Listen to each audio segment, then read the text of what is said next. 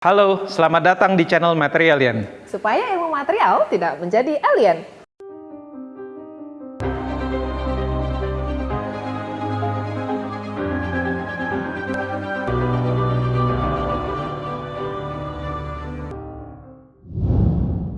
Hari ini sangat spesial karena saya kedatangan tamu dari salah satu petinggi Fakultas Teknik Mesin dan Dirgantara Institut Teknologi Bandung, ya, muda, cerdas, tegas, ya.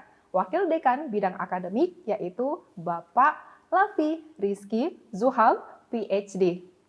Selamat siang, Pak. Selamat siang, Bu Mar. Apa kabar, Pak Komandan? Karena kan WDA. Waduh, bisa aja. Ya, Kaprodi kan di bawah WDA tuh. Enggak juga lah. Ya, jadi ini manggilnya Pak Bos atau Pak Komandan atau Pak Lafi aja ya? Yang paling terakhir aja tadi. Pak Lafi aja. Iya. Okay. Pak Lafi ini terima kasih banyak di antara kesibukannya. Kita culik bentar nih sama UFO-nya kita ya. Kalian untuk berbagi sama penonton seputar tentang Fakultas Teknik Mesin dan Dirgantara, dan nanti adalah kan nggak afdol tuh kalau nggak ngomong tentang material. Yeah. Kita juga ngomong tentang material. Tapi Okay. di sini kita pengen banget nih dapat ilmu dari Bapak juga. Tapi sebelumnya mungkin kenalan dulu ya, Pak. Oke. Ya, yang dengar pasti pengen tahu. Sehebat ini kuliahnya dulu di mana? S1, S2, S3? Oke, saya kebetulan jadi alumni ITB itu baru tahun lalu. Oh, PPI. PPI. Oke. Program Profesi Insinyur. Ya. Oke. S1, S2 dan S3 itu saya selesaikan di Amerika. Long time ago. Oke, dan mungkin bisa diceritakan universitasnya di mana dan mungkin lebih ke mana nih Pak prodinya atau penjurusannya kemana gitu? Oh gitu. Jadi S1 saya itu saya selesaikan di University of Maryland di College Park di Amerika Serikat. Nah, kemudian S2 dan S3 itu saya lanjut ke California Institute of Technology atau Caltech, itu di Pasadena, California. Tahun berapa Pak? S1 saya ke Amerika itu tahun 91. Oke. Selepas tamat SMA, lalu kemudian di sana cari-cari sekolah sambil persiapan, ikut tes SAT dan seterusnya. Jadi baru masuk tuh tahun 92. Lulus S1 tahun 96, kemudian langsung S2 dari 96 97. Terus habis itu langsung S3. Lulus 2001. 2001. Awal. Bidangnya apa Pak ketika S3? S3 bidangnya aeronautics, S2 aeronautics, S1 juga aeronautics. Semuanya. Kenapa sih Pak milih kuliah di Amerika dan kemudian aeronautics? Mungkin ada ceritanya. Nah, itu dua hal yang berbeda. Oh gitu. Okay. Jadi kalau kenapa saya kuliah di Amerika, seingat saya dulu bapak saya dulu itu saya tuh dulu rada liar waktu SMA gitu. Nah, jadi beliau tuh waktu itu mungkin berpikir ya udah kamu ke luar negeri aja, karena kalau di luar negeri itu kan cuma ada dua kemungkinan, survive atau gagal total gitu ya.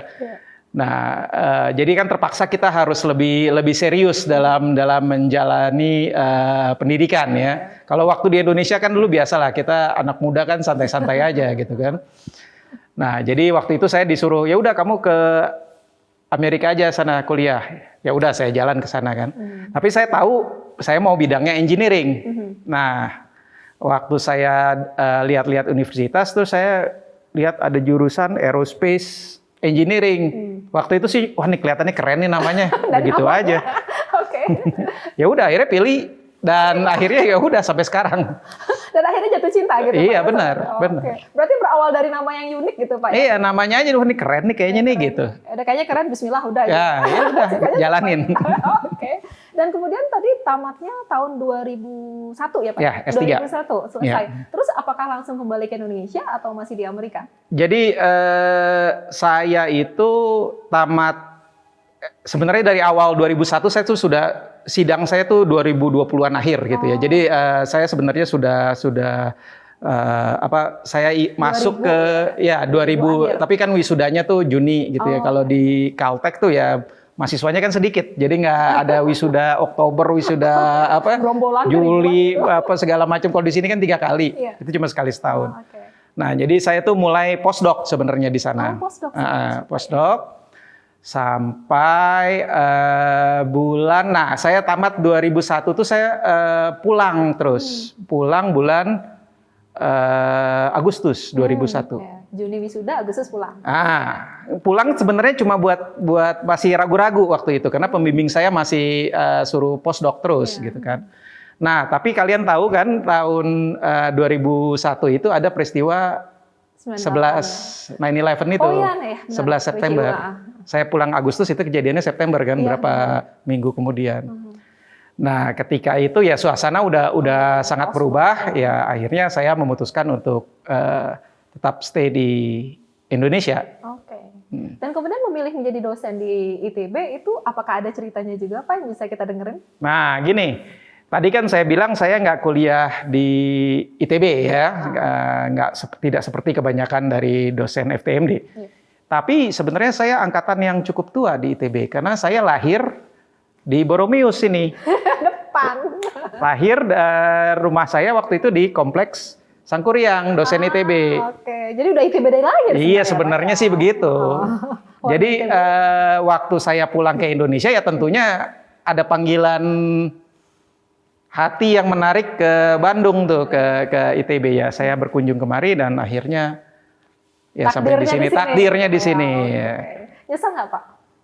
Nyesel apa nih? Ke sini? Dosen di ITB gitu. Oh, terus kenapa lah. nggak di Amerika? Terus maksudnya nggak pernah menyesali jadi dosen di ITB? Enggak. Oke, kenapa Pak? Karena waktu sebelum saya pulang ke Indonesia tadi, itu sebenarnya saya udah dapat tawaran di universitas di Amerika maupun di Eropa, di Swiss waktu itu. Dan saya kan berangkat ke Amerika tuh tamat SMA, jadi itu udah hampir 11 tahun saya di luar negeri ya. Jadi udah rada cukup juga tinggal di negeri orang gitu. Nah, saya kepengen kembali ke Indonesia. Itu yang pertama. Yang kedua, tantangannya juga berbeda beratnya. Kalteh atau mah jebolan Kalteh gitu ya. Enggak, maksudnya begini, kalau di Amerika saya mungkin bisa melakukan penelitian langsung yang tantangannya tuh fasilitas ada. Ya kan? Cuma langsung gitu ya? Ngelanjutin apa yang sudah saya kerjakan waktu S3, mungkin begitu ya. Nah, kalau tantangannya tentu berat ya karena bersaing dengan orang-orang lain. Nah, kalau di Indonesia itu tantangannya menurut saya lebih menarik gitu ya karena kita membangun dari yang hampir tidak ada gitu. Jadi achievementnya itu kan personal ininya yang kita rasakan ya itu tentunya lebih tinggi itu kalau menurut saya ya. Sama, saya merasakan hal yang sama. Begitu betul kan? Di Jerman bingung. Tapi fightingnya itu ya. Benar. Kita kepemilikan terhadap ITB-nya dan perjuangan itu. Perjuangannya dan dampaknya, ya kan? Kalau di sana ya nggak ada saya pun juga. Misalnya ya banyak yang lebih akan ada ilmu itu gitu. Tapi kalau di sini kan ilmu kita sangat terbatas ya, yang ada itu ya. Ahlinya juga sangat terbatas gitu. Jadi impact-nya juga berbeda gitu. Jadi kita ngerasa banget ilmu kita bermanfaat. Bermanfaat. Nah, itu tadi. Lebih bermanfaat gitu. Kalau di sana banyak yang sejenis gitu kan. Oke. Kalau misalnya udah punya pengalaman yang udah kenyang banget di Amerika gitu Pak ya, apalagi lagi lugu-lugunya tamat SMA terus dijeblosin di sana gitu Pak ya, dan bisa survive sampai menurut saya kalau bisa masuk ke Altech tuh bisa lulus ditawari postdoc itu prestasinya pasti oke banget, gitu lah kita tidak meragukan. Nah, kalau menurut Bapak sendiri ada nggak sih perbedaan yang mendasar antara sistem pendidikan di Amerika dan di ITB gitu, dan kira-kira apa yang bisa kita adaptasi untuk di ITB? Nah, itu sebenarnya jadi tugas saya sebagai WDA juga salah satunya saya mencoba untuk memahami itu ya. Pertama begini, kalau dilihat dari apa yang diajarkan, ya textbook kita kan sama sebenarnya dengan apa yang dipakai di manapun juga gitu sebenarnya di Eropa atau di Amerika. Atau kita bisa pilih textbook yang sama dengan mereka, ya kan? Terus zaman sekarang kalau kita mau lihat kuliahnya kayak apa sih gitu ya, di luar sana kan gampang, kita tinggal buka YouTube nih, ya kan? Bukan channel material yang ini, bukan tentunya, cuma yang lain. Kalau ini kan channel buat fun-fun seperti ini kan. Dan kita bisa lihat gimana kuliah diajarkan oleh dosen-dosen yang terkenal mungkin dari negara yang sudah maju ya. Nah, kalau menurut saya yang berbeda itu adalah budaya mahasiswanya. Ngomong-ngomong kalau mahasiswa kita di ITB, di FTMD apalagi ya, itu kualitasnya mungkin yang top-topnya ya sebanding atau bahkan lebih baik dari mahasiswa yang ada di sekolah top di Amerika gitu. Oke. Nah, cuma yang berbeda tuh budaya kalau menurut saya ya, budayanya beda gitu. Kalau orang di sana itu dia sekolah karena dia emang menyukai ilmu itu dan dia kepengen belajar itu. Iya. Ya kan? Sedangkan kalau di Indonesia tuh masih mencari gelar Benar. supaya dapat kerjaan yang bagus gitu. Nah, itu yang membedakan kalau menurut saya. Disuruh orang tua gitu. Nah, iya, disuruh orang tua gitu kan supaya dapat kerjaan bagus gitu. Kalau ditanya kan gitu. Iya. Berarti bedanya itu adalah di sana itu kayak mereka kuliah karena mereka emang pengen kuliah, mempelajari itu. pengen belajar gitu. Benar. Tapi kalau dari kualitas sama ya Pak ya, kita oke juga gitu yang masuk di sini sama yang di sana gitu Pak. Oh iya jelas lah kalau dan saya kan udah ngelihat ya kalau di Maryland itu kurang lebih peringkatnya ya 50 besar lah gitu ya di Amerika ya. Jadi rentang yang paling atas sama yang bawahnya tuh agak lebar itu. Nah, tapi kalau di Caltech tuh kan udah tinggal seuprit begini ya di dunia itu juga ya. Kompetitif banget Caltech. Nah itu jadi saya bisa membandingkan gitu orang yang kalau saya punya mahasiswa gitu ya, wah ini sih di sana juga survive dan oke aja pasti. Dan saya udah buktikan gitu. Ada alumni saya diterima di Caltech ya survive bagus bahkan ya, ininya. Jadi kalau kualitas mahasiswa ITB sih nggak usah diragukan gitu. Cuma tinggal niatnya aja. Niat tuh ya, perhatikan nih anak FTMD ini khususnya yang lagi nonton Pak Lavi ini ya, niatnya harus dikencengin. Kalau awalnya masuk FTMD karena disuruh orang tua atau karena pengen gelar, sekarang coba diganti sehingga nanti kualitasnya oke gitu. Bener, sama kayak saya tadi kan. Saya tadi masuk aerospace karena senang namanya, ya kan? Keren aja. Cuma keren aja, ya. Tapi akhirnya kalau kita tekuni dan kita seriusin, ya. Ternyata benar jadi keren. Jadi oke gitu, nggak ada masalah, ya kan? Oke. Ini perbincangan kayaknya sepertinya akan menarik, tapi sebelum itu jangan lupa kita like, comment, and subscribe ya Pak ya. Subscribe terus kasih tanda begini kan? Oke, like. Oke. Oke ya, kita lanjutin ngobrol sama Pak Lavi, Pak Komandan. Nah, ini mungkin yang denger waktu itu kita udah pernah Pak dengan WDS sama Pak Hermawan ya, Pak Haji. Nah, sekarang kan WDA nih. Nah, mungkin yang nonton pengen tahu sebenarnya apa sih tugas WDA kalau secara generalnya gitu Pak. Oke, jadi kalau dekanat itu kan ada dekan, lalu ada wakil dekan akademik atau WDA dan wakil dekan sumber daya atau WDS ya. Nah, wakil dekan akademik itu membantu tugas-tugas dekan terkait dengan kegiatan akademik, itu yang pertama karena namanya akademik. Akademik gitu loh ya. Yang selain itu juga penelitian, pengabdian masyarakat, dan juga humas sebenarnya. Ada fungsi humasnya juga. Ya. Masalah apa saja sih yang biasanya timbul di mahasiswa punya ulah terus kita harus nyelesain misalnya gitu. Begitu. Bisa sharing nggak Pak gitu? Nah, tadi kan saya bilang manajemen akademik ya. Jadi sebenarnya kalau saya pribadi itu tidak terlalu banyak mengurusi permasalahan dari mahasiswa selama ini. Ya. Yang permasalahan mahasiswa yang saya urus itu, yang rutin itu adalah rapat tahunan itu, biasanya bulan Agustus untuk mahasiswa batas waktu studi. Jadi bermasalah dengan batas yang waktu bermasalah. Nah, itu yang saya urusin tuh, ya kan? Tapi cuma setahun sekali. Ya. Kalau mahasiswa biasanya yang ngurusin Kaprodi, kan gitu. Bisa ke Bapak nggak Pak? Biar Kaprodi. Kan saya dulu udah pernah jadi Kaprodi. Iya benar, udah pernah. Pak Lavi ini unik ya, karena memang sebenarnya dosen di Dirgantara, sebenarnya di FTMD ya Pak ya, tapi orang di Dirgantara, tapi jangan salah ya, Pak Lavi itu pernah jadi Kaprodi Teknik Material. Kok bisa? Kok bisa Pak? Ayo. Iya, kan cuma ini menggantikan karena waktu itu kan Pak sebelumnya kan Kaprodinya Pak Hermawan dilantik jadi WDS. Maka otomatis kan kosong.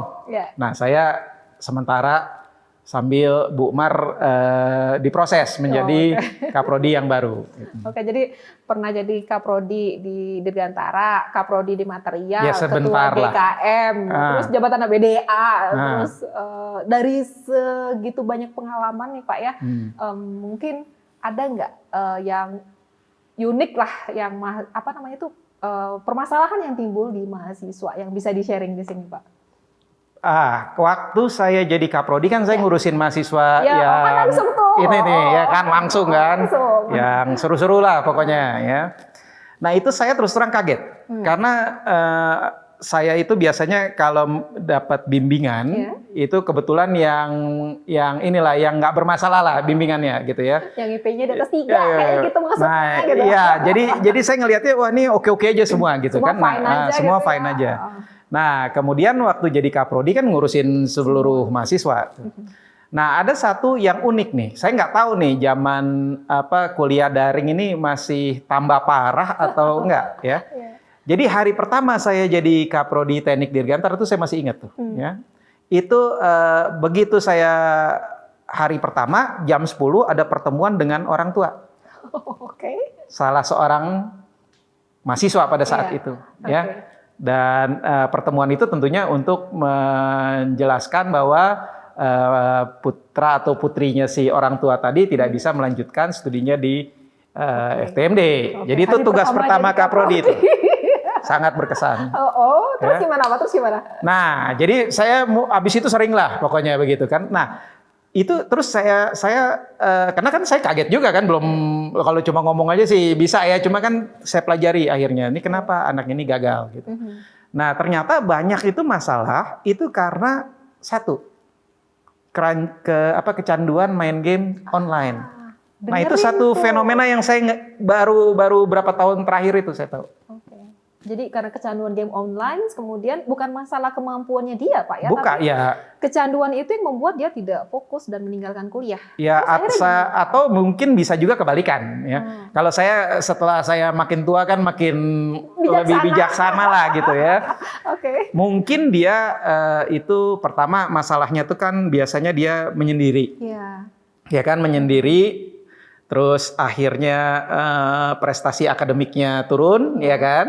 Nah, terus akhirnya dia mencari kesibukan, salah satunya dengan main game online tadi, gitu.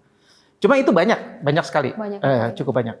Nah, mungkin Bapak punya saran nggak untuk mungkin sekarang jangan ada nih mahasiswa yang nonton lagi, Pak itu gue banget Pak, gitu. Nah, terus bagaimana cara kira-kira supaya mereka bisa bangkit lagi dan kemudian kuliah dan bisa menyelesaikan kuliahnya, Pak? Wah, menghubungi Kaprodi.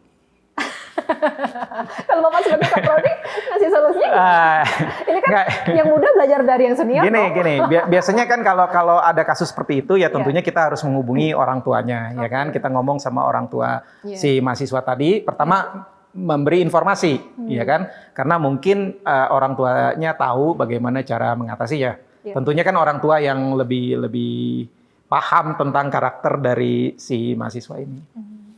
Nah, kalau terus langkah kedua tuh sebenarnya cari atau masukkan ke dia si mahasiswa tadi ke dalam satu komunitas, cariin temen lah kasarnya begitu. Dan itu difasilitasi di prodi gitu Pak ya? Kita berusaha melakukan itu, tapi kan itu si anaknya sendiri juga harus mau. Misalnya Bu Mar bisa carikan misalnya ada anak yang tadi seperti tadi gitu ya. Bu Mar bisa mengatasinya dengan mencarikan teman gitu ya, atau ngajak anak ini aktif di himpunan misalnya seperti itu. Tapi kan kalau si anaknya sendiri nggak mau ya nggak bisa dipaksa. Dan kita kan sekali lagi saya mau ingatkan di sini yang namanya mahasiswa itu adalah manusia yang sudah dewasa ya, manusia muda yang sudah dewasa. Jadi tentunya tanggung jawabnya ada di masing-masing. Ya, jadi kita juga mendidik supaya dewasa gitu, benar, ya, nggak terus disuapin kayak anak SMA ya Pak ya, harus berubah. Jadi ya tetap kita membantu, tetapi sisanya juga harus kemandirian dari mahasiswa, gitu ya Pak. Benar sekali. Oke. Nah, FTMD juga terkenal Pak ya dengan prestasi-prestasi dari mahasiswanya, dan itu salah satu yang kita tawarkan untuk orang berkuliah di sini ya Pak ya. Karena waktu itu Pak Tata sempat bicara juga bahwa lingkungan kita tuh sangatnya unik di FTMD dan itu sangat mensupport orang untuk belajar. Nah, kira-kira prestasi yang menurut Bapak paling oke atau membanggakan gitu dari FTMD kira-kira apa Pak? Secara general juga boleh gitu. Kita ngomong FTMD dari mulai 80 tahun yang lalu nih ya. Kan mau 80. Ya, ini tahun ini ya? 80 tahun. Teknik mesin.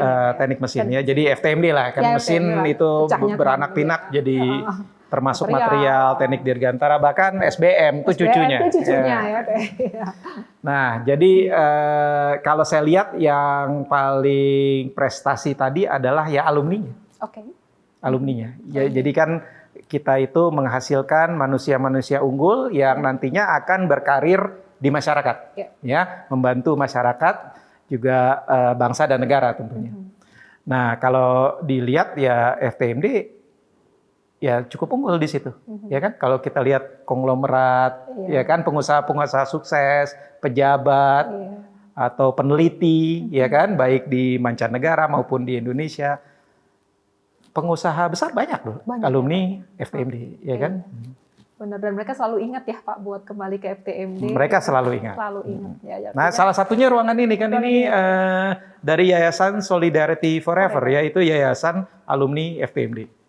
Itu, jadi kayaknya kerasa dididik selama di FTMD, kemudian bisa berkontribusi banyak ke masyarakat, dan kemudian kembali lagi Pak ke FTMD bahwa kadang-kadang kita sukses itu juga ada peran guru dan segala macam, makanya tetap kembali dan sangat solid ya Pak ya. Dan sangat solid. Sangat solid sekali alumni dari FTMD, dan di situ terbukti bahwa sistem pendidikan dan lingkungan dan budaya yang kita tumbuhkan di sini itu mampu mencetak manusia-manusia unggul yang sekarang sudah berkiprah banyak mau nasional mau internasional gitu ya Pak ya. Benar. Saya 2 minggu yang lalu itu ada ini reuni online dari mahasiswa-mahasiswa di bukan mahasiswa ya, alumni-alumni kita, alumni-alumni FTMD yang berasal dari Asia Tenggara. Yang AUNSIT ya? AUNSIT itu. Itu 2 minggu yang lalu. Nah itu bisa dilihat tuh perannya FTMD itu bukan cuma di level nasional, tapi juga sudah regional tuh ya di ASEAN. Jadi kita juga mencetak itu bukan hanya dalam aja Pak ya, mahasiswa dari luar juga ke kita, dan kemudian juga kita sudah menghasilkan lulusan-lulusan dari sini walaupun mereka orang asing, kira-kira seperti itu Pak. Sudah cukup banyak, terutama pasca. Ya, jadi program pasca sarjana di FTMD itu sebenarnya udah dipercaya oleh orang-orang asing tuh. Nah, bisa cerita nggak tuh Pak sekalian promosi ini kali iya, kan tujuannya ke situ akhirnya ya kan. Silakan Pak. Jadi tadi seperti tadi contoh ya program yang di mana FTMD itu FTMD itu cuma satu waktu itu yang dipercaya oleh JICA untuk di Indonesia ya, untuk kita itu jadi hubnya pendidikan untuk bidang mechanical dan aerospace engineering. Keren. Di Asia Tenggara. Jadi program JICA itu namanya AUN SITNET. Jadi dia itu negara-negara ASEAN ya mengirimkan calon-calon dosennya untuk menyelesaikan program pasca sarjana. Nah, kalau untuk bidang mechanical and aerospace itu di FTMD. Jadi kita ngedidik calon-calon dosen di Vietnam, di Kamboja, Laos, kita yang didik gitu. Iya, mantep tuh. Myanmar. Saya sendiri juga dari awal masuk ke FTMD, kebetulan udah dapet tuh mahasiswa-mahasiswa AUN SITNET itu. Oke. Jadi udah banyak juga nih Pak ya yang menghasilkan lulusan dari luar. Benar. Nah, jadi kan tadi kembali ke yang tadi Bu Mar sampaikan ya kan. Nah, kalau orang asing itu dari dulu sudah banyak. Terus juga kita banyak menerima mahasiswa KNB. Apa tuh Pak? Mungkin kemitraan apa ya KNB itu? Jadi itu program Dikti, Direktorat Jenderal Pendidikan Tinggi ya. Bahkan sekarang kalau saya nggak salah atau saya lupa Dikti atau Kemenlu ya sebenarnya. Jadi mengirimkan mahasiswa-mahasiswa dari negara-negara berkembang di Afrika, di Timur Tengah, ya, di ASEAN juga, Asia, untuk mengikuti program pasca sarjana di universitas di Indonesia. Nah, ITB juga biasanya dapat cukup banyak.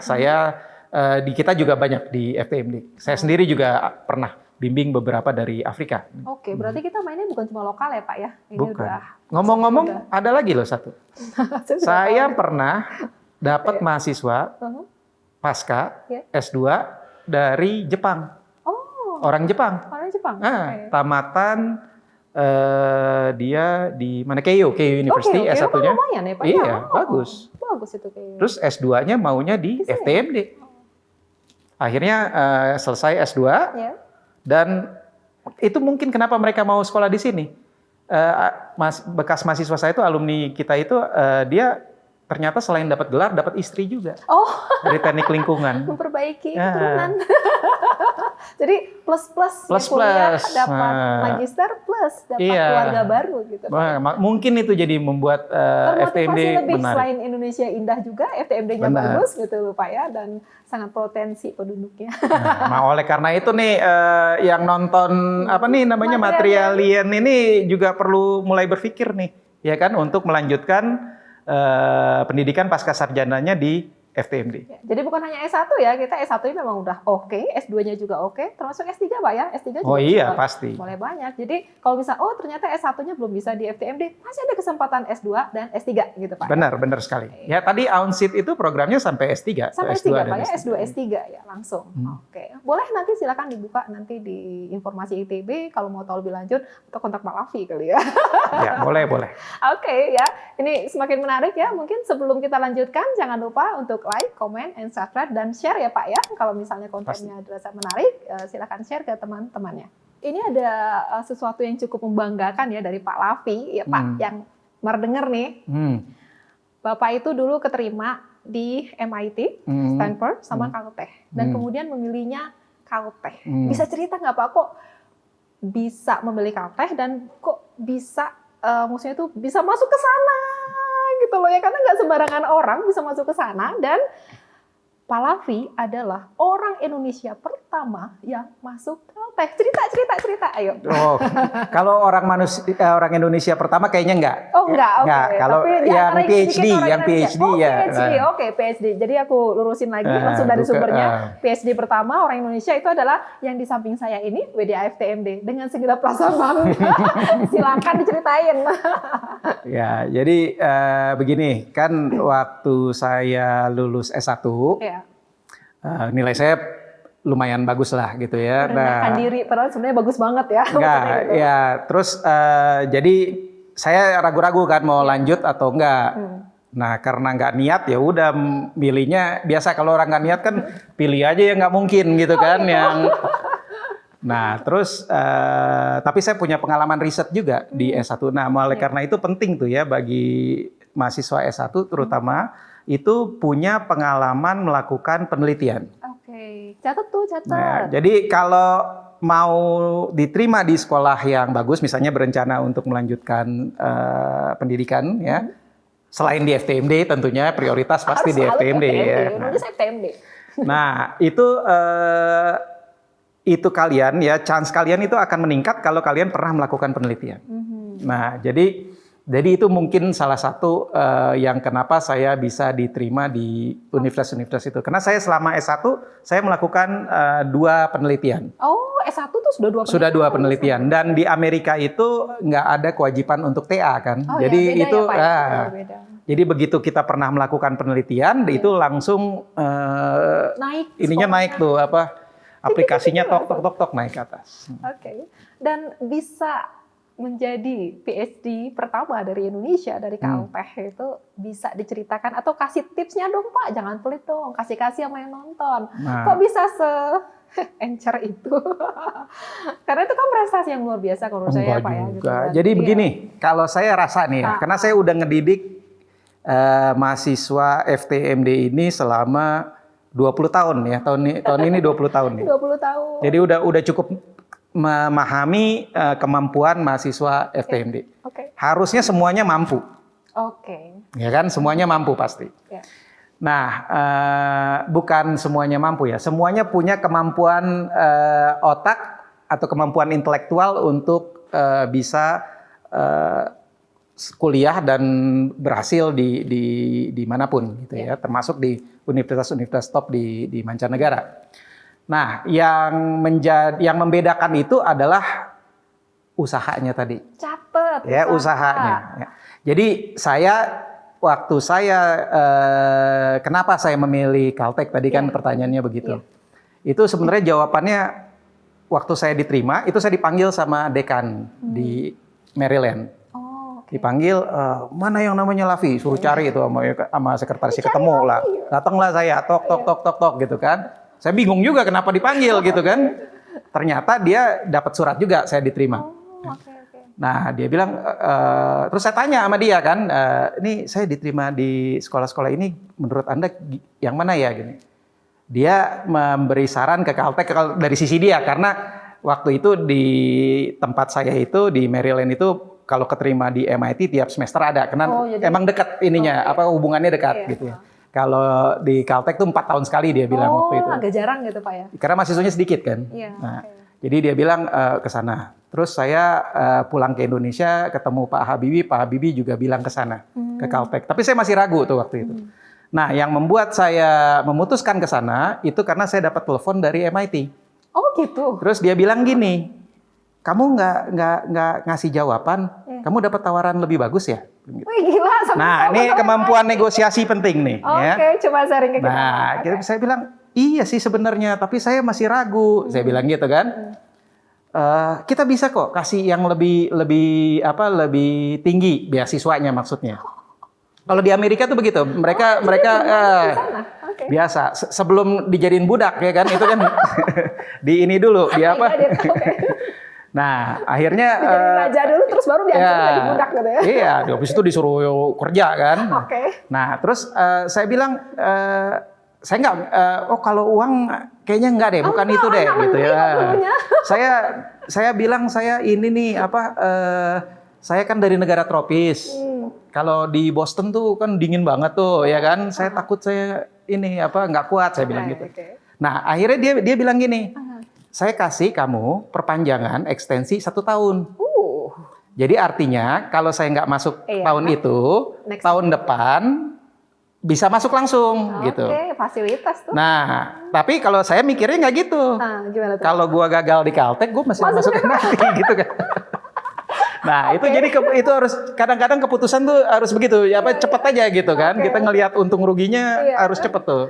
Wah, ini ada exit strategi nih kan. Ya udah, akhirnya saya pilih aja langsung. Gitu. Wah, mantap. Sampai ditelepon dari MIT itu nggak kaleng. Enggak, dan itu biasa. Kalau waktu saya mahasiswa di Caltech juga biasa gitu. Ada mahasiswa, calon mahasiswa, dia bilang dia mau berkunjung.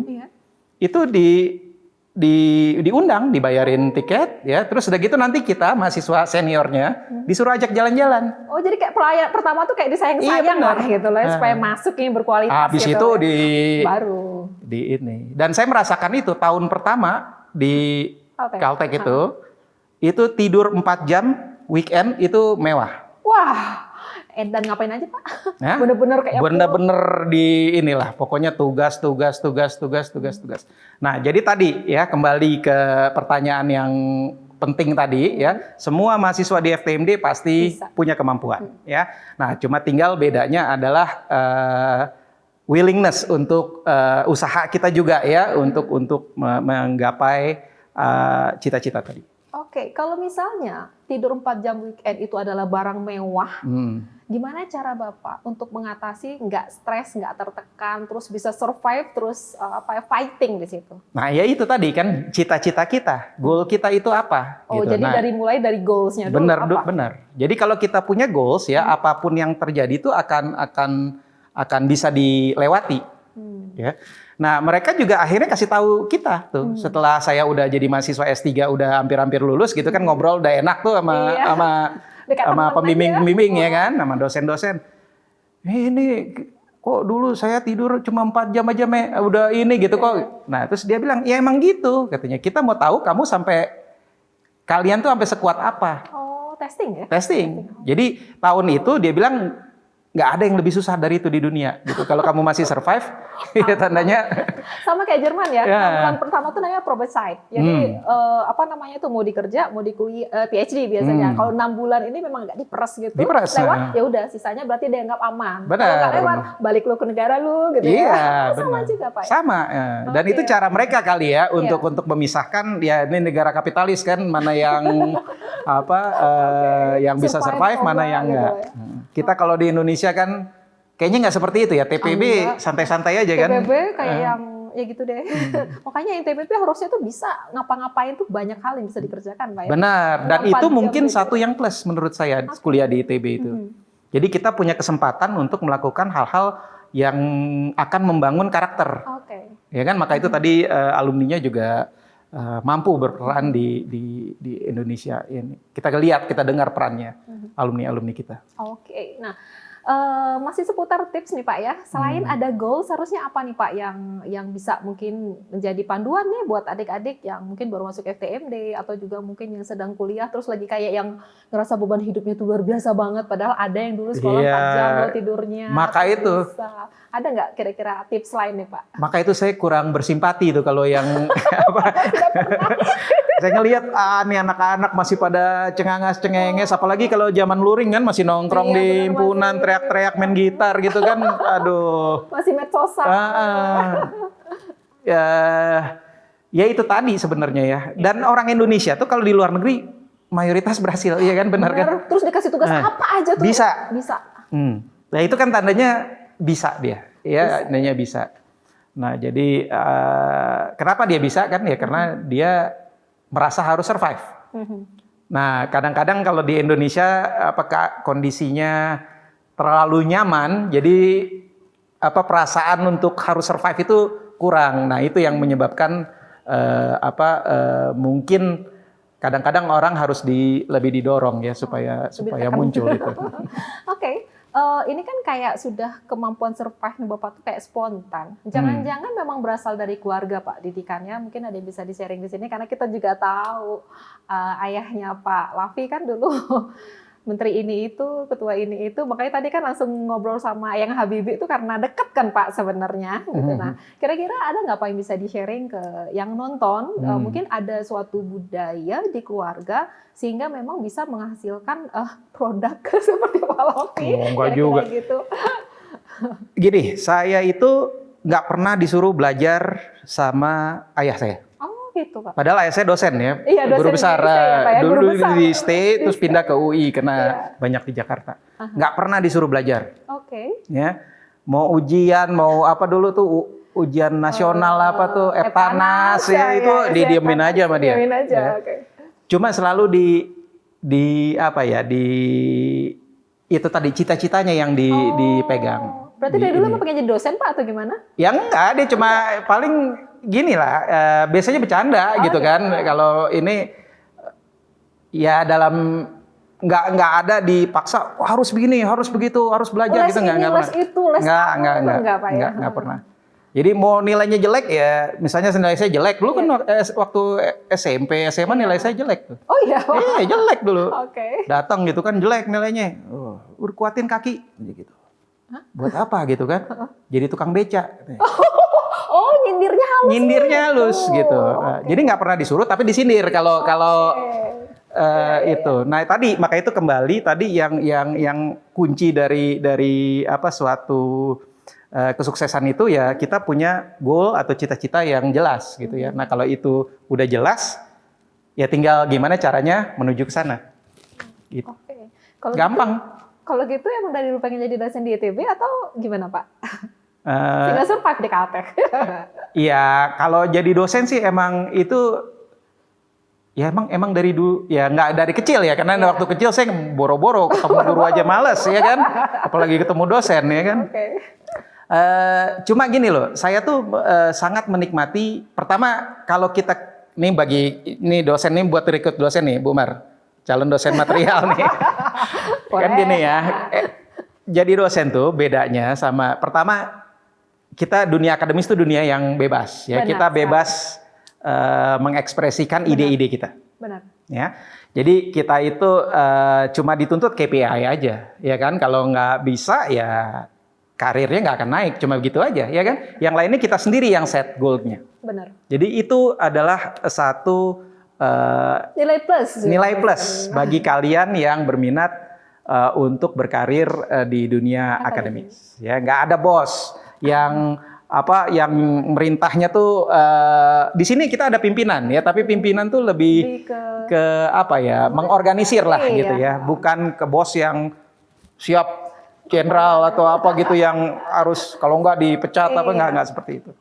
Jadi kita set sendiri goal kita apa, lalu kita coba capai itu dan itu menarik bagi saya. Oh, berarti sangat independen gitu. Independen. Dan juga kita ketemu dengan adik-adik mahasiswa yang setiap beda setiap setahun itu beda dengan semuanya. kelakuan beda-beda. Kelakuan beda-beda dan akhirnya jadi muda terus kita kan. Iya, dinamis sekali Ya, Pak. dinamis. Awet muda enggak? Awet muda coba kalau saya kerja di mana udah udah ini ya kan.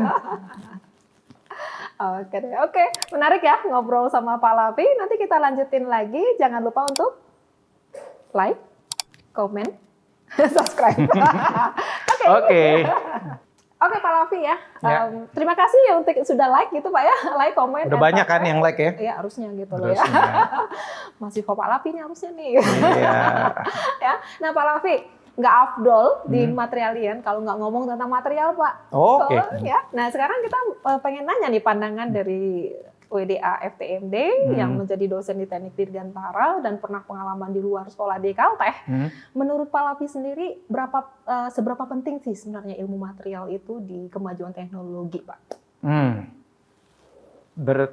Pertanyaannya seberapa penting material di dunia teknologi? Atau boleh yang berkaitan juga dengan Dirgantara juga boleh, secara umum juga boleh gitu Pak. Ada nggak teknologi yang nggak pakai material? Nggak ada. Langsung aja jawabnya spontan, nggak ada. Iya kan? Nah dari situ aja sebenarnya udah bisa dijawab, ya kan? Dari ini yang kita lihat di sini aja mana yang bukan material nih? Yang bukan material tinggal udara, aerodinamik, ya kan? Jadi semua itu kan terbuat dari material. Jadi tentunya material itu perannya sangat penting ya, terutama di masa depan. Oke. Ya, bahkan kan kalau di tadi kan Teknik Dirgantara di Aerospace Engineering ya, itu banyak sekali kalau di Caltech pernah dengar JPL kan, Jet Propulsion Lab itu. Pernah. Yang kirim misi-misi ke Mars, ke mana-mana gitu. ya. Nah, itu mereka itu ya mau kirim satu wahana ke Voyager itu kan mau dikirim ke sampai ketemu itulah alien itu bukan materialien ya, alien beneran tuh. Ya kan? Nah, itu gimana dia menciptakan itu? Nah, salah satu yang pertama-tama selain komunikasi wireless ya, yang itu adalah material. Jadi banyak material-material sekarang yang mungkin sudah kita gunakan sehari-hari itu asalnya dulu karena kebutuhan untuk aerospace yang memerlukan material yang canggih, ya kan?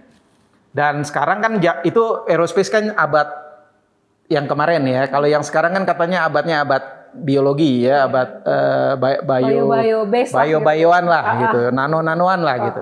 Nah itu sekali lagi material lagi yang cukup berperan. Misalnya sekarang orang kalau ada penyempitan di pembuluh darah ke jantung ya, kan dulu dipasang ring. Iya benar. Ringnya kan dari metal ya. Nah yang baru-baru sekarang itu kan dia dipasang material yang lama-lama akan menyatu menjadi si pembuluh darah tadi. Sehingga nggak harus dicongkel lagi. Nggak harus dicongkel lagi ya. Nah jadi sangat penting sekali ya, baik untuk masa kini maupun masa yang akan datang. Tentunya perannya akan bertambah. Oke. Dan kalau misalnya nih Pak ya, ada yang nonton pengen masuk teknik material, kenapa harus milih teknik material ITB kira-kira gitu? Langsung dari WDA. Kenapa? Ya kalau teknik material ITB pertama ini emang sudah salah satu yang tertua ya.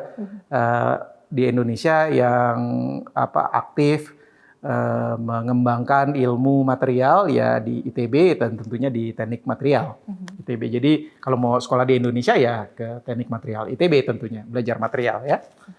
Nah terus juga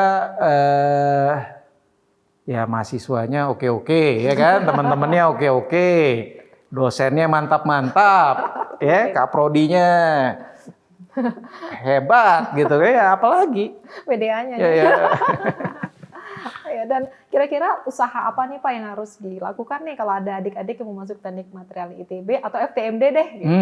Ya tadi harus persiapkan. Pertama harus masuk ITB dulu kan. Oke benar. Iya kan ITB sebelum targetnya berarti goalsnya ITB. Iya itu jelas kan masuk ITB. Ya kan masuk mana. Nah kalau teknik material sekarang itu bisa masuk ke teknik material melalui 3 jalur ya. Benar. Yang pertama itu jalur peminatan. Saya nggak tahu tahun depan mudah-mudahan masih ada jalur peminatan ya. Lalu yang kedua itu mandiri. Yang ketiga itu yang standar. Jadi sebenarnya belum masuk ke material, tapi masuknya ke FTMD dulu. Ya, yang SBM sama SNMPTN. Jadi masuk ke FTMD, nanti setelah TPB tahun pertama, itu nanti akan memilih prodi. Nah, kalian bisa kalau masuk FTMD ada 3 prodi S1, yaitu teknik mesin, teknik dirgantara, dan teknik material.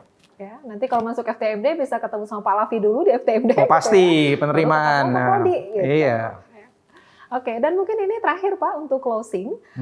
Sebagai WDA ya, ada pesan nggak nih buat mahasiswa FTMD yang sekarang mungkin sudah kuliah, sedang kuliah nih berarti Pak ya, dan kemudian yang mungkin alumni FTMD yang sudah menyelesaikan kuliahnya di FTMD. Ya, tentunya pesannya berbeda ya. Ya. Kalau yang sedang kuliah tentunya kami sangat mengharapkan agar kalian segera menyelesaikan kuliahnya.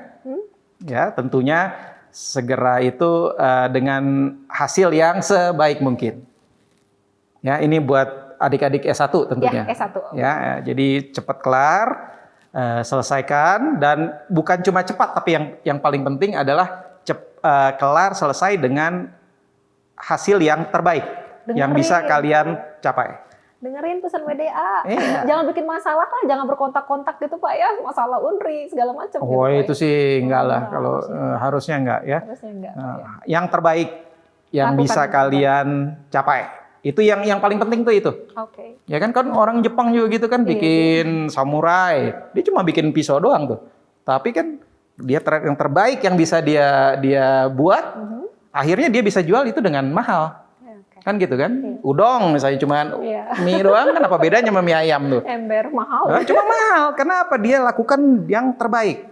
Untuk kan. Jadi yang terbaiknya itu kata kunci yang penting. Oke, kalau buat alumni Pak? Kalau alumni ya tentunya pertama ya kita menunggu sebenarnya, karena alumni sudah mengalami proses pendidikan di FTMD. Jadi kita menunggu kesuksesan kalian ya, kiprah kalian di masyarakat. Dan tentunya jangan lupa sama FTMD gitu. Jadi nanti kalau sudah sukses bantu juga adik-adik ya kan, adik-adik yang misalnya saya nggak tahu mungkin mau magang di unit-unit usaha milik alumni, ya kan? Atau bahkan alumni juga bisa sharing ke adik-adik bagaimana mengembangkan diri misalnya ya, atau karir nanti dan seterusnya. Oke, nah mungkin tadi harusnya 2 terakhir, nih 1 terakhir nih Pak ya, harusnya 3 terakhir nih. Terakhir, bisa seperti ini seorang Lavi Rizky Zulhal gitu Pak ya, dan bisa masuk, menurutku tuh bisa masuk Caltech itu prestasi tersendiri selama balik lagi ke situ. Ya, kira-kira pandangan hidup apa yang selama ini atau prinsip hidup yang Bapak pegang gitu, yang mungkin kita bisa juga yang lain untuk belajar yang selalu Bapak pegang sehingga itu membuat Bapak seperti sekarang hari ini? Ya, kalau menurut saya ya yang paling penting tadi kan udah goalnya apa itu harus jelas. Ya kita masing-masing itu proses pendewasaan ya, orang dewasa tuh harusnya bisa menentukan goalnya sendiri. Jadi di set goalnya. Kalau nge-set goal jangan pendek-pendek gitu, jangan nanti kuliah habis itu kerja gitu. Kalau itu sih bukan goal namanya ya. Kalau nge-set goal tuh goal yang kata itu gantungkan cita-citamu setinggi bintang di langit. Kalau jatuhnya masih di antara bintang. Benar, tepat sekali ya. Jadi itu yang dimaksud dengan cita-cita tadi, goals tadi ya. Jadi taruh yang paling tinggi. Terus udah gitu, yang kedua ya itu tadi sebenarnya yang paling penting itu waktu kita mencapai goals itu kita lakukan hal yang terbaik. Nah, karena kepuasan pribadi ini karena udah tua nih kan, jadi bisa lebih bijaksana ngomongnya nih ya. Akhirnya kepuasan itu kita capai bukan karena tercapainya goals tadi, tapi karena kita sudah berusahanya itu. Kita sudah berusaha, sudah memberikan yang terbaik. Apapun hasilnya itu kita akan merasa puas. Dibandingkan dengan misalnya kita kemampuannya segini. Ya, kita usahanya cuma segini. Tercapainya segini, itu kita nggak akan puas. Ya kan? Tapi kalau kita kemampuan segini, usaha segini ya, tercapai segini pun kita akan puas. Jadi kan dari usahanya sebenarnya kepuasan itu, dan pada akhirnya ya hidup ya kepuasan pribadi, bahagianya itu. Wah, keren banget nih tipsnya ya. Jadi setting goals bukan yang kaleng-kaleng gitu loh ya. Bukan tapi nanti dapat apa jodoh apa itu udah inilah ya itu harusnya tercapai lah ya kalau Iya. kalau nggak terlalu aneh-aneh ya, tapi yang tinggi. yang tinggi dan kemudian do the best ya Pak ya. Selalu Do the best, lakukan yang terbaik. ya, dan itu akan memberi selain sukses bahagia gitu Pak. Benar, buat PR yang terbaik Iya. ya kan, buat TA yang terbaik, semuanya yang terbaik. Oke. Ya, kita melihat Pak Lavi hari ini menjadi WDA karena selalu melakukan yang terbaik dan sukses sekali di studinya, dan semoga sukses untuk semua bidang kehidupan ya Pak ya. Terima kasih. Dan terima kasih sekali Pak Lavi di antara kesibukan sudah menyempatkan diri untuk menjadi tamu di Materialian, dan kita tadi sudah belajar banyak sekali dari Pak Lavi, dan ada games Pak. Waduh, ada games apa nih? Ada ya. Oke, sebelum kita masuk ke games, Pak, like, comment, and subscribe ya Pak. Oke, Oke, sip. sip.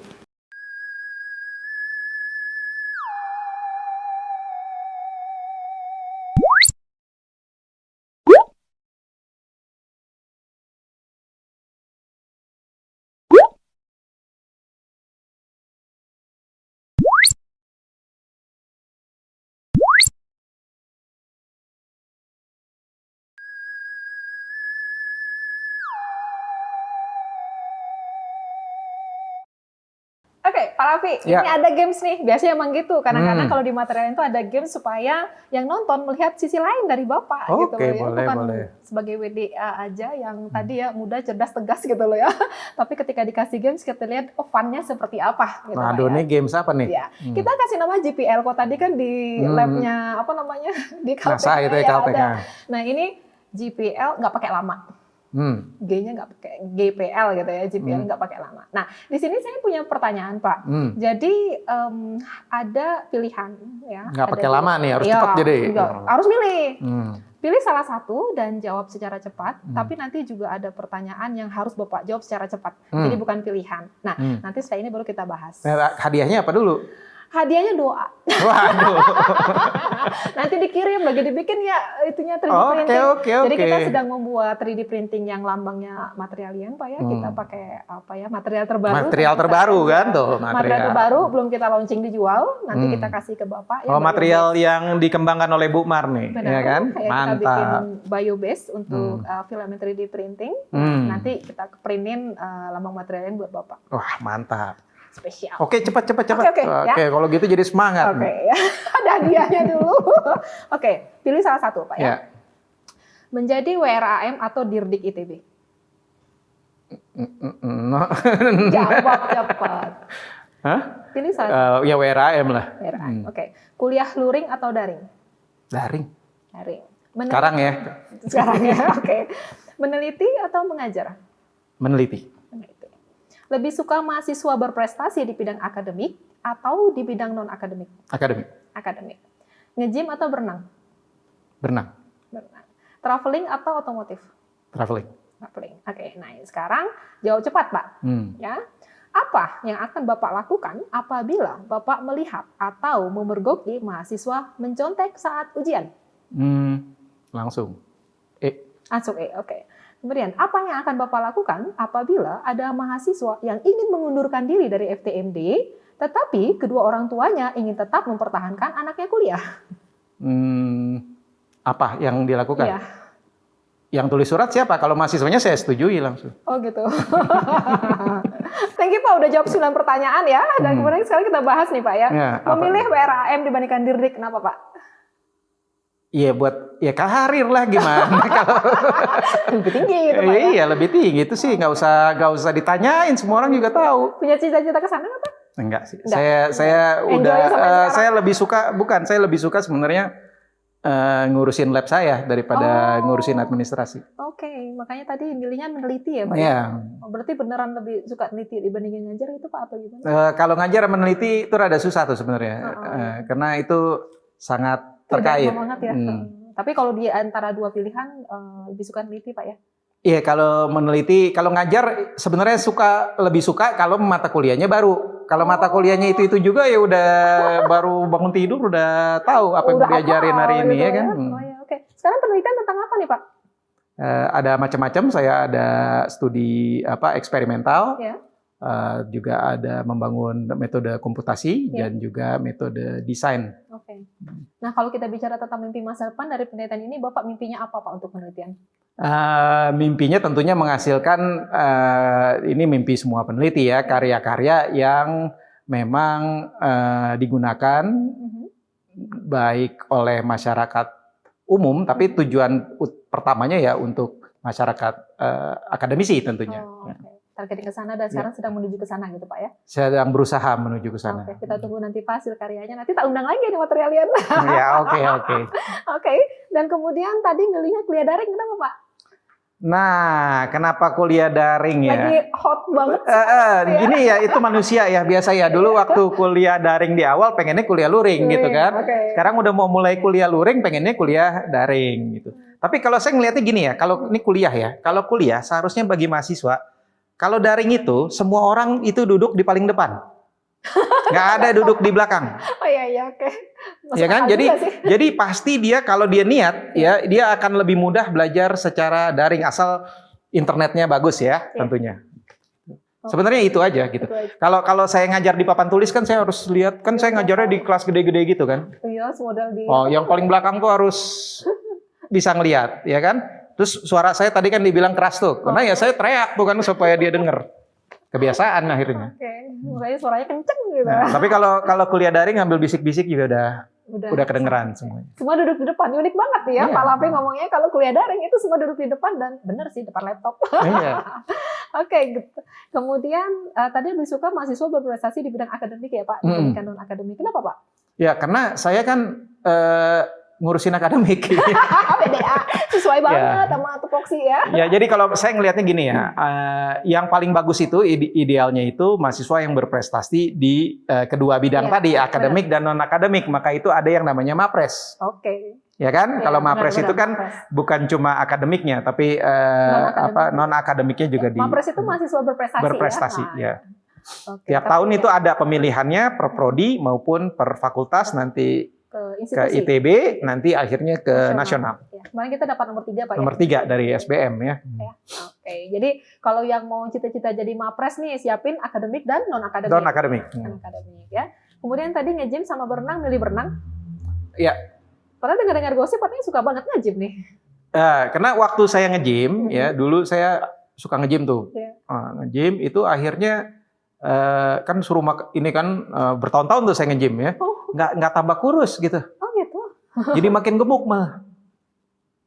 Apa salah itunya instruktur? Disuruh makan telur putih 7 telur gitu kan, di ini lagi direbus nggak enak gitu. Kalau berenang ya enak aja berenang. Karena bergerak semua. Bergerak semua. Mantap. Paling jauh berapa kilometer berenang? Enggak, saya sih biasanya kalau lagi berenang nih, kalau lagi ada waktu berenang ya paling 500-600 meter lah satu kali nyebur gitu maksudnya. Mantap keren ya. Makanya olahraga penting, badannya makanya seperti ini ya. Yang lain jangan mager ya, olahraga ya. Oke, kemudian tadi traveling atau otomotif, milihnya traveling ya Pak. Kak denger ini katanya suka banget traveling. Kenapa Pak? Apa yang diperoleh dari traveling? Ya, traveling kan kita ngelihat hal yang baru tadi kan, kita pengen experience daerah-daerah yang baru ya. Kalau otomotif ya udah lihat itu aja gitu. Okay. Tapi dua-duanya hobi ya katanya Pak ya, otomotif sama travelingnya. Otomotif sih saya nggak terlalu tapi hobi. Lebih pada traveling ya. Udah Indonesia udah dari Sabang sampai Merauke atau masih ada? Indonesia malah saya masih kurang. Atulah, justru Eropa dan dunia udah gitu ya. Iya, Indonesia yang saya agak kurang nih masih. Oh gitu. Maka itu masih banyak yang bisa dieksplor. PR-nya berarti traveling atau yang jalan-jalan sama FTMD ya kali ya. Jalan-jalan sama FTMD ada juga tuh. Indonesia. Oke, kemudian tadi kalau ketemu mahasiswa nyontek langsung Pak? Langsung Ada kejadian nggak Pak? Wah, saya pernah ada mahasiswa nitip absen. Oh ya, tipsnya. Ketemu, ketahuan kan? Ya. Langsung dengerin. Karena kejujuran. Itu paling penting, paling nomor 1. Ya, walaupun kalian itu IP-nya 2,01 asal lulus aja gitu ya. Terus kalian tadi usahanya udah yang terbaik tuh, 2,01 dengan usaha yang terbaik ya, dan jujur itu udah pasti survive nanti. Selamat. Selamat. Tapi kalau pakai acara nyontek enggak. Tapi Ya. kalau 3,92 nyontek, nah terus No. Nggak No. berkah itu ilmunya Iya. Pak ya, dan nggak akan selamat karena Iya. kejujuran itu pangkal. iya Ya benar. mata uang yang berlaku di mana aja. Benar, benar. Jadi lihat ya, kita kalau di FTMD ngeliatnya nyontek tuh Langsung. No. no. Jadi nyontek itu sama hinanya dengan mencuri kalau bagi saya ya. Oke. Jadi Zero kalau tolerance. mahasiswa ya kan kalian kalau ada temennya mencuri ngelihatnya gimana? Ya, nah itu harusnya ngelihat kalau temennya nyontek ya sama persis. Sama, ya, kejujuran dan zero toleransi Pak ya. Ya. Tidak ada toleransi untuk yang mencontek ya. Hmm. Oke. Dan kemudian kalau Dan tadi- kita lagi sudah proses kan yang Udah, kemarin. Pak, bener. Karena apa namanya itu luring dan akhirnya masuk komisi disiplin ya. Iya, FTMD masuk itu komisi ketat disiplin. sekali. Masuk komisi Material disiplin, nggak ada ya tapi. alhamdulillah tidak ada material. Mantap. Iya, kejujuran karena di kuliah saya juga gitu Pak. Gitu ketahuan nyontek, nggak ada toleransi. Iya. Karena bagi kita itu penting Pak ya, fundamental sekali. Ya benar. Etika. Yang lebih penting dari segala yang lainnya. Lu pintar culas tuh nggak bisa ya. Oke, sepakat. Dan kemudian ini biasanya kan ada kasus tuh Pak, jadi mahasiswa biasanya pengen ngundur diri, orang tuanya pengen mempertahankan anaknya gitu. Nah, suka pusing nggak sih Pak kalau kayak gitu? Wah, kalau saya sih ya itu tadi kan mahasiswa tuh manusia yang menurut saya sudah dewasa. Apalagi kalau udah mau undur diri. Kalau mau undur diri kan tandanya udah berapa tahun kuliah di ITB ya, bukan baru mulai. Jadi udah 20-an sekian lah umurnya ya, usianya. Nah, ya kalau dia memutuskan tentunya sudah dengan pertimbangan yang cukup matang. Ya, dan saya tentunya nggak akan meragukan kecerdasan mahasiswa FTMD, siapapun juga ya. Jadi pasti udah dipikirin dan kalau keputusannya itu ya silakan. Berarti Pak Lafi benar-benar kayak mendidik mahasiswa menjadi mahasiswa orang dewasa gitu Pak. Benar. Yang ketika mereka memutuskan berarti Anda sudah tahu risikonya seperti apa. Benar. Dan ya udah. Dan terus terang saya agak heran ya. Waktu awal-awal itu kok orang tua masih ada urusan nih di kuliah Masih, gitu. Pak. Ini Indonesia Pak. Maka itu biasanya nggak gitu ya. Kalau di Eropa misalnya ya udah umur udah dia ke universitas lah ya. Itu udah dia tinggal sendiri, dia nyari duit sendiri. Iya, bertanggung jawab. Iya kan? Dia kerja di McD yang penting part time mah. Kalau di universitas di library, jaga library gitu kan, atau jaga ruang komputer. Untuk menghidupi dirinya sendiri, jadi harusnya udah nggak ini nama ibu bapak, kita anak mami. Susah nanti ke depannya Pak ya? Benar, susah. Oke. Ya. Berarti sisi lainnya kita lihat dari Pak Lafi itu adalah kemandirian ya. Iya, harus benar harus lebih mandiri. Ini anak-anak sekarang milenials nih rada mamis dan papis ya. Semoga orang tua kalau ada yang nonton ini jadi kayak tergugah juga. Iya benar. Biarkan saja lah. Ini orang yang sedang belajar untuk mandiri. Menjadi orang dewasa yang mandiri. Iya, jadi kita pun makanya juga begitu ya Pak ya. Jadi ya kalau sudah mutusin bertanggung jawab terhadap keputusannya. Kalau misalnya bersalah nyontek ya tahu konsekuensinya gitu. Jadi ya nggak ada begging-begging yang gimana gitu. Iya Pak, ya. benar. Mantap Pak. Oke, tapi overall keren banget Pak. Kita hari ini banyak belajar Pak ya dari saya pribadi, kemudian juga dari kru Materialian, dan saya yakin untuk yang nonton juga hari ini kita punya insight yang dan pengetahuan dan sesuatu yang kita belajar dari Pak Lafi. Dan terima kasih sekali Bapak. Hadiahnya nyusul karena lagi proses. Hadiah saya tunggu. Ya, dan sukses Pak untuk karirnya, menelitinya, dan sebagai WDA yang keren gitu ya Pak ya. Oke, terima kasih sekali. Terima kasih juga saya sudah diundang di acara ini. Ya. Oke deh kalau gitu, terima kasih sekali lagi Pak Lafi, dan jangan lupa like, comment, and subscribe, dan share kalau misalnya memang kontennya bermanfaat ya. Dan selamat bertemu kembali nanti di channel Materialian supaya ilmu material apa tadi lupa? Tidak menjadi alien. Tidak menjadi alien. Oke, dadah. Oke.